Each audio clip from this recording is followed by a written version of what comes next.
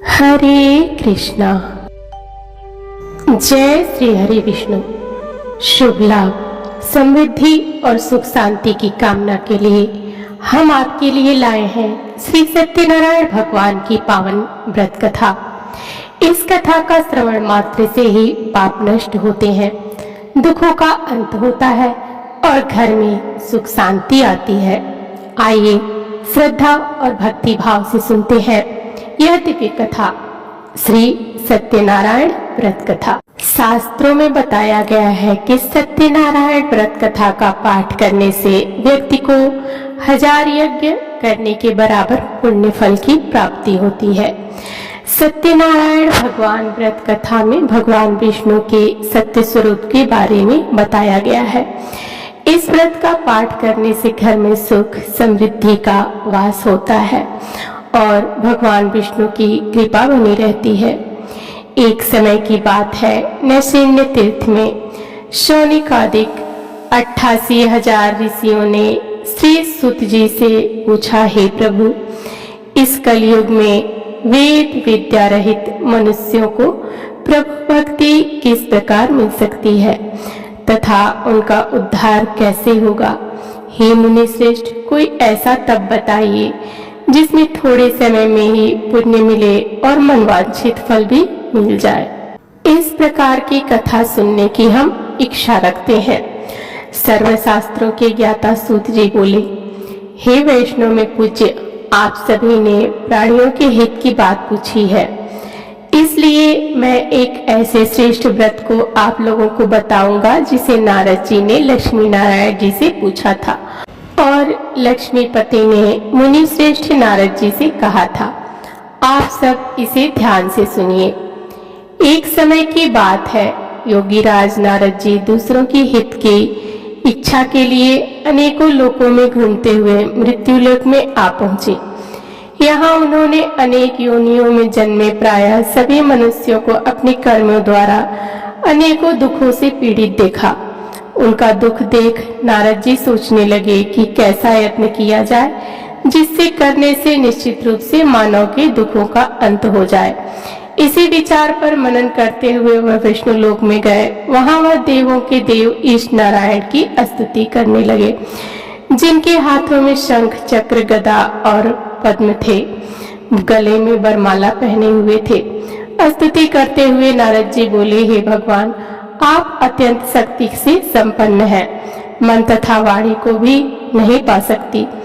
आपका आदि मध्य तथा अंत नहीं है, निर्गुण स्वरूप सृष्टि के कारण भक्तों के दुख को दूर करने वाले हैं। आपको मेरा नमस्कार है। नारद जी की स्तुति सुन विष्णु भगवान बोले, हे मुनि श्रेष्ठ, आपके मन में क्या बात है, आप किस काम के लिए पधारे हैं, उसे निसंकोच कहो। इस पर नारद मुनि बोले कि मृत्यु लोक में अनेक योनियों में जन्मे मनुष्य अपने कर्मों के द्वारा अनेक दुख से दुखी हो रहे हैं।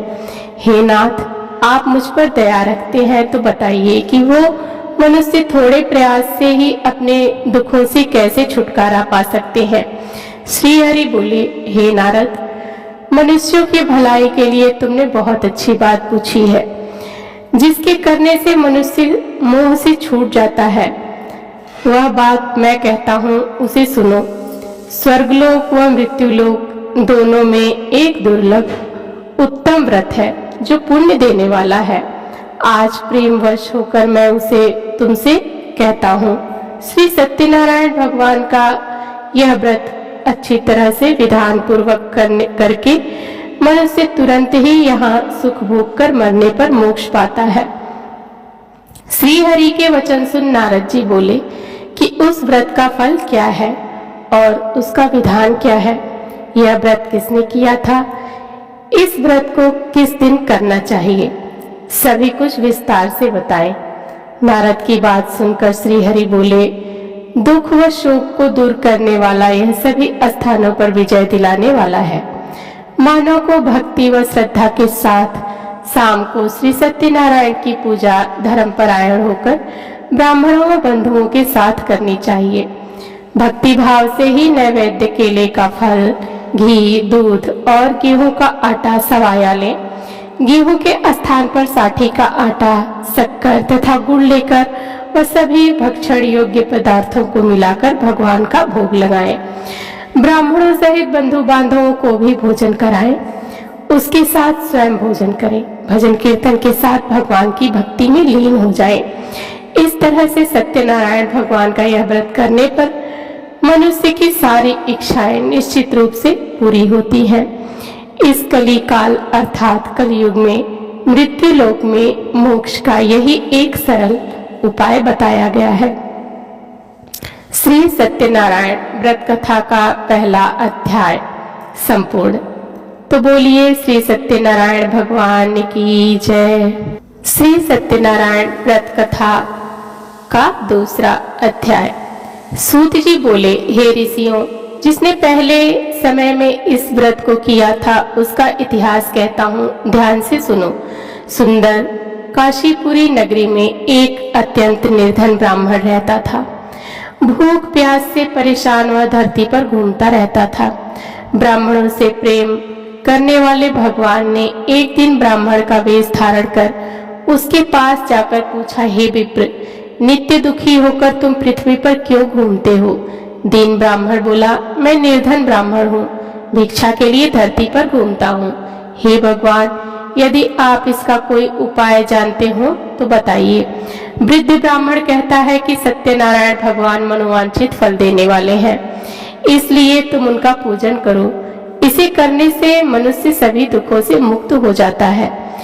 वृद्ध ब्राह्मण बनकर आए सत्यनारायण भगवान उस निर्धन ब्राह्मण को व्रत का सारा विधान बताकर अंतर्ध्यान हो गए। ब्राह्मण मन ही मन सोचने लगा कि जिस व्रत को वृद्ध ब्राह्मण करने को कह गया है, मैं उसे जरूर करूंगा। यह निश्चय ही करने के बाद उसे रात में नींद नहीं आई। वह सवेरे उठकर सत्यनारायण भगवान के व्रत का निश्चय कर भिक्षा के लिए चला गया। उस दिन निर्धन ब्राह्मण को भिक्षा से बहुत धन मिला, जिससे उसने बंधु बांधवों के साथ मिलकर श्री सत्यनारायण भगवान का व्रत संपन्न किया। भगवान सत्यनारायण का व्रत संपन्न करने के बाद वह निर्धन ब्राह्मण सभी दुखों से छूट गया और अनेक प्रकार की संपत्तियों से युक्त हो गया। उसी समय से यह ब्राह्मण हर माह इस व्रत को करने लगा। इस तरह से सत्यनारायण भगवान के व्रत को जो मनुष्य करेगा वह सभी प्रकार के पापों से छूटकर मोक्ष को प्राप्त होगा। जो मनुष्य इस व्रत को करेगा वह सभी दुखों से मुक्त हो जाएगा।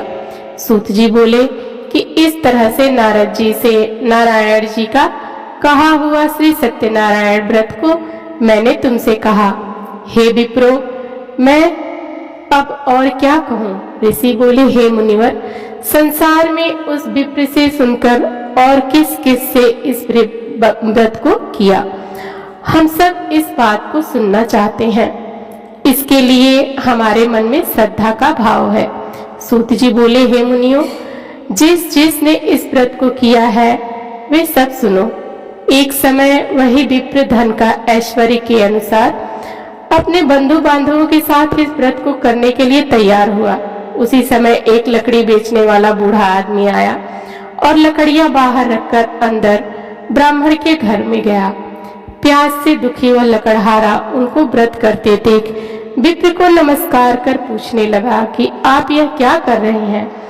तो उन्होंने बताया कि व्रत कर रहा हूँ तथा इसे करने से क्या फल मिलेगा, कृपया मुझे भी बताएं। ब्राह्मण ने कहा कि सब मनोकामनाओं को पूरा करने वाला यह सत्यनारायण भगवान का व्रत है। इनकी कृपा से ही मेरे घर में धन धान आदि की वृद्धि हुई है। विप्र से सत्यनारायण व्रत या के बारे में जानकर लकड़हारा बहुत प्रसन्न हुआ। चरणामृत लेकर वह प्रसाद खाने के बाद वह अपने घर गया। लकड़हारे ने अपने मन में संकल्प लिया कि आज लकड़ी बेचने से जो धन मिलेगा उसी से सत्यनारायण भगवान का उत्तम व्रत करूंगा। मन में इस विचार को ले बूढ़ा आदमी सिर पर लकड़ियां रखकर उसी नगर में बेचने गया जहां धनी लोग ज्यादा रहते थे। उस नगर में उसे अपनी लकड़ियों का दाम पहले से 4 गुना अधिक मिलता है। बूढ़ा प्रसन्नता के साथ दाम लेकर केले, शक्कर, घी, दूध, दही और गेहूं का आटा ले और सत्यनारायण भगवान के व्रत की अन्य सामग्रियां लेकर अपने घर गया। वहां उसने अपने बंधु बांधवों को बुलाकर विधि विधान से सत्यनारायण भगवान का पूजन और व्रत किया। इस व्रत के प्रभाव से वह बूढ़ा लकड़हारा धन पुत्र आदि से युक्त होकर संसार के समस्त सुख भोग अंतकाल में बैकुंठ धाम चला गया। श्री सत्यनारायण व्रत कथा का दूसरा अध्याय संपूर्ण। तो बोलिए श्री सत्यनारायण भगवान की जय। श्री सत्यनारायण भगवान की व्रत कथा का तीसरा अध्याय। सूत जी बोले, हे श्रेष्ठ मुनियों, अब आगे की कथा कहता हूँ। पहले समय में उल्कामुख नाम का एक बुद्धिमान राजा था। वह सत्यवक्ता और जितेंद्रिय था। प्रतिदिन देव स्थानों पर जाता और निर्धनों को धन देकर उनके कष्ट दूर करता था। उनकी पत्नी कमल के समान मुख वाली सती साध्वी थी। भद्रशिला नदी के तट पर उन दोनों ने श्री सत्यनारायण भगवान का व्रत भी किया था। उसी समय साधु नाम का एक वैश्य आया। उसके पास व्यापार करने के लिए बहुत सा धन भी था। राजा को व्रत करते देख वह विनय के साथ पूछने लगा, हे राजन, भक्ति भाव से पूर्ण होकर आप यह क्या कर रहे हैं? मैं सुनने की इच्छा रखता हूँ, तो आप मुझे बताएं। राजा बोला, हे साधु, अपने बंधु बांधवों के साथ पुत्रादि की प्राप्ति के लिए एक महाशक्ति श्री सत्यनारायण भगवान का व्रत व पूजन कर रहा हूँ। राजा के वचन सुन साधु आदर से बोला, हे राजन, मुझे इस व्रत का सारा विधान कहिए। आपके कथनानुसार मैं भी इस व्रत को करूंगा। मेरी भी संतान नहीं है और इस व्रत को करने से निश्चित रूप से मुझे संतान की प्राप्ति होगी। राजा से व्रत का सारा विधान सुन व्यापार से निवृत्त हो वह अपने घर गया। साधु वैश्य ने अपनी पत्नी को संतान देने वाले इस व्रत का वर्णन कह सुनाया और कहा कि जब मेरी संतान होगी तब मैं इस व्रत को करूंगा। साधु ने इस तरह के वचन अपनी पत्नी लीलावती से कहे। एक दिन लीलावती पति के साथ आनंदित हो सांसारिक धर्म में प्रवृत्त होकर सत्यनारायण भगवान की कृपा से गर्भवती हो गई। 10वें महीने में उसके गर्भ में एक सुंदर कन्या ने जन्म लिया।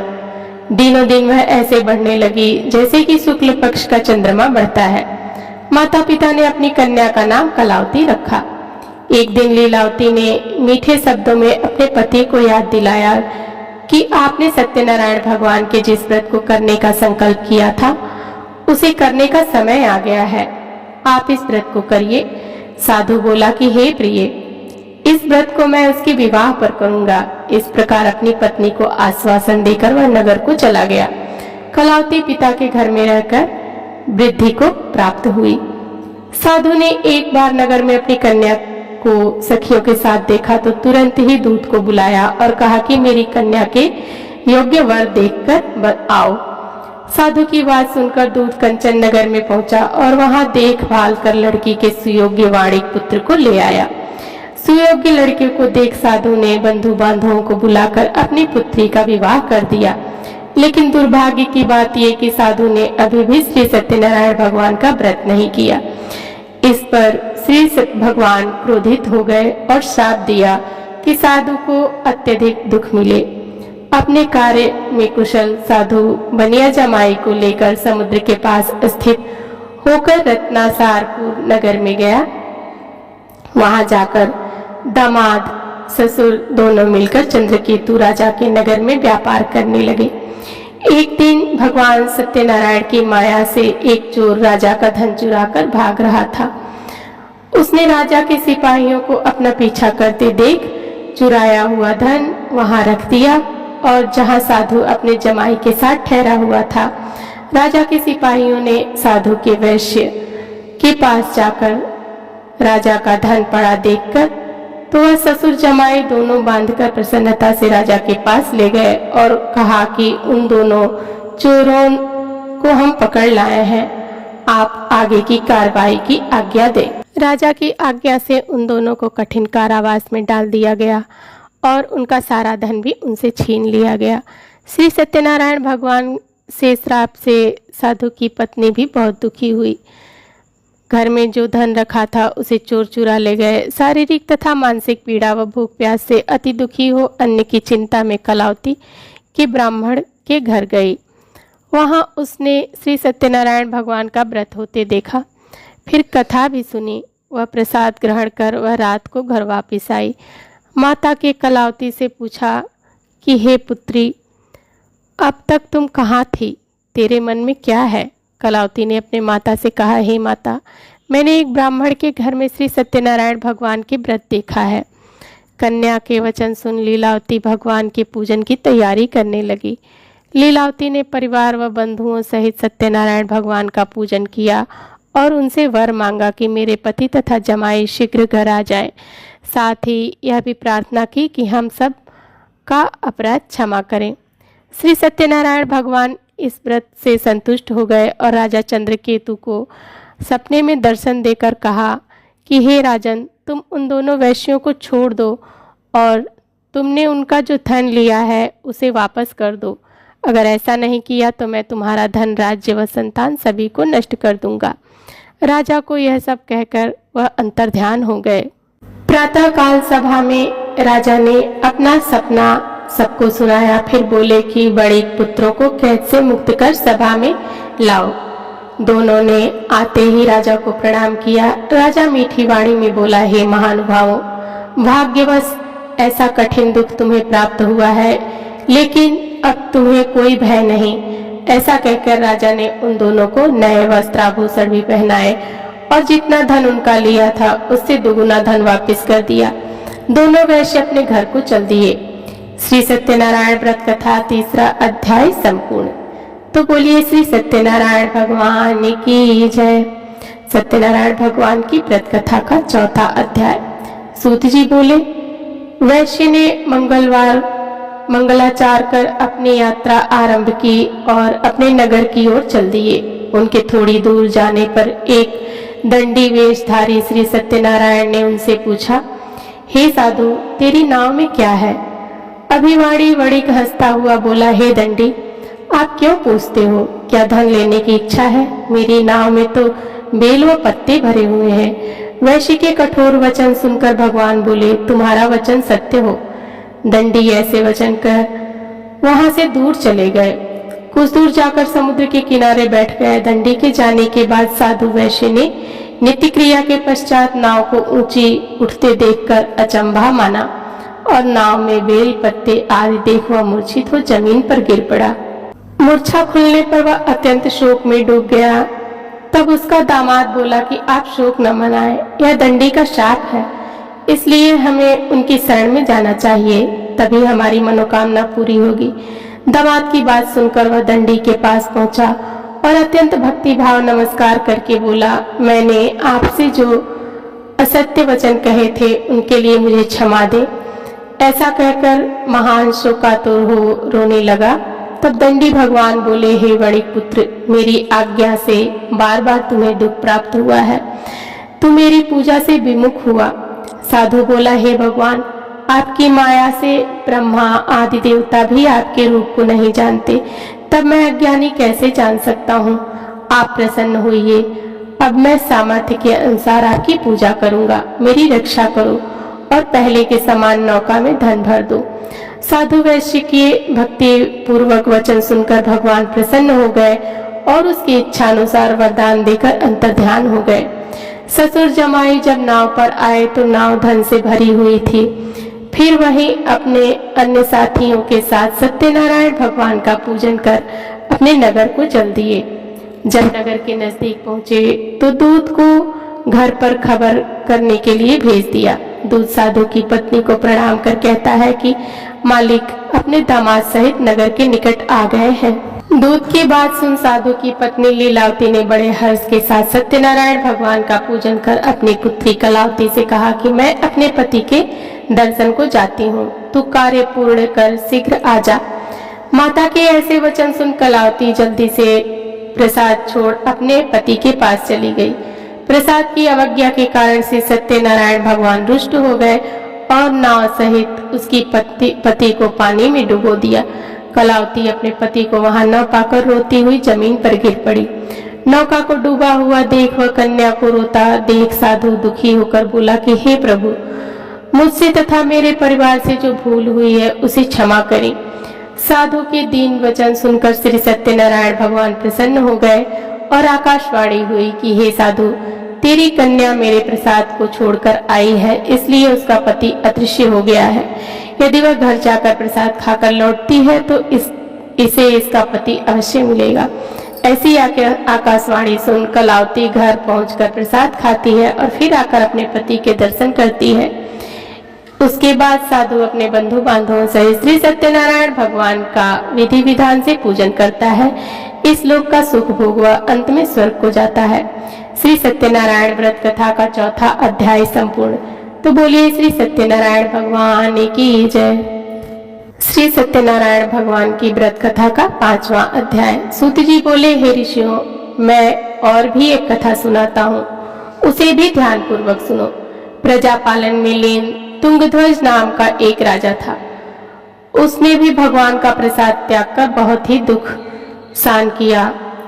एक बार वन में जाकर वन्य पशुओं को मारकर वह बड़ के पेड़ के नीचे आया।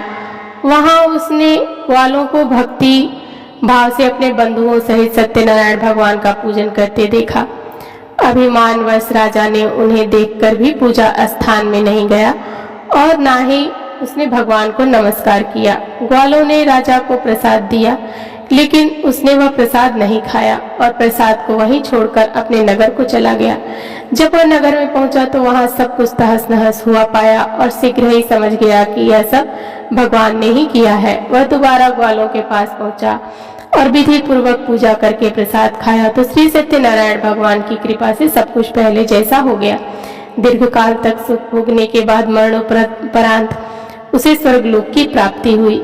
जो मनुष्य परम दुर्लभ इस व्रत को करेगा तो भगवान श्री सत्यनारायण की अनुकंपा से उसे धन धान्य की प्राप्ति होगी। निर्धन धनी हो जाता है और भयमुक्त हो जीवन जीता है। संतानहीन मनुष्य को संतान सुख मिलता है और सारे मनोरथ पूर्ण होने पर मानव अंतकाल में वैकुंठ धाम को जाता है। सूत जी बोले, जिन्होंने पहले इस व्रत को किया है, अब उनके दूसरे जन्म की कथा कहता हूँ। वृद्ध सतानंद ब्राह्मण ने सुदामा का जन्म लेकर मोक्ष की प्राप्ति की। लकड़हारे ने अगले जन्म में निषाद बनकर मोक्ष प्राप्त किया। उल्का मुख नाम का राजा दशरथ होकर वैकुंठ को गए। साधु के वैश्य ने मोरध्वज बनकर अपने पुत्र को आरे से चीरकर मोक्ष पाया। महाराज तुंगध्वज ने स्वयंभू होकर भगवान से भक्ति युक्त हो कर्म कर मोक्ष पाया। श्री सत्यनारायण व्रत कथा का 5वां अध्याय संपूर्ण। तो बोलिए श्री सत्यनारायण भगवान की जय। ओम जय जगदीश हरे स्वामी, जय जगदीश हरे। भक्ति जनों के संकट दास जनों संकट छड़ी में दूर करे। ओम जय जगदीश हरे। जो ध्यावे फल पावे, दुख बिन से मन का स्वामी, दुख बिन से मन का सुख संपत्ति घर आवे, कष्ट मीठे तन का। ओम जय जगदीश हरे। मात पिता तुम मेरे, शरण गहूँ मैं किसकी, तुम बिन और न दूजा, आस करूँ मैं जिसकी। ओम जय जगदीश हरे। तुम पूरन परमात्मा, तुम अंतर्यामी, पार ब्रह्म परमेश्वर, तुम सबके स्वामी। ओम जय जगदीश हरे। तुम करुणा की सागर, तुम पालन करता, मैं मूर्ख कल कामी, कृपा करो भरता। ओम जय जगदीश हरे। तुम एक अगोच सबके प्राणपति, किस विधि मिलूं दया में तुमको मैं कुमति। ओम जय जगदीश हरे, दीन बंधु दुख हरता, तुम रक्षक मेरे, अपने हाथ बढ़ाओ, अपने हाथ उठाओ, भार पड़ा तेरे। ओम जय जगदीश हरे, विषय विकार मिटाओ, पाप हरो देवा, श्रद्धा भक्ति बढ़ाओ, संतन की सेवा। ओम जय जगदीश हरे, तन मन धन सब कुछ तेरा, स्वामी जो कुछ है तेरा, तेरा तुझको अर्पण, तेरा तुझको अर्पण, क्या लागे मेरा। ओम जय जगदीश हरे। तो बोलिए श्री सत्यनारायण भगवान की जय। श्री सत्यनारायण भगवान की यह पावन कथा यहीं पूर्ण होती है। यदि आपको यह कथा भावस्पर्शी लगी हो तो इसे जरूर लाइक करें, शेयर करें और हमारे चैनल को सब्सक्राइब करें, ताकि ऐसे ही दिव्य और भक्ति प्रसंग आप तक पहुंचते रहें। बोलिए श्री सत्यनारायण भगवान की जय। आपका दिन शुभ हो, मंगलमय हो।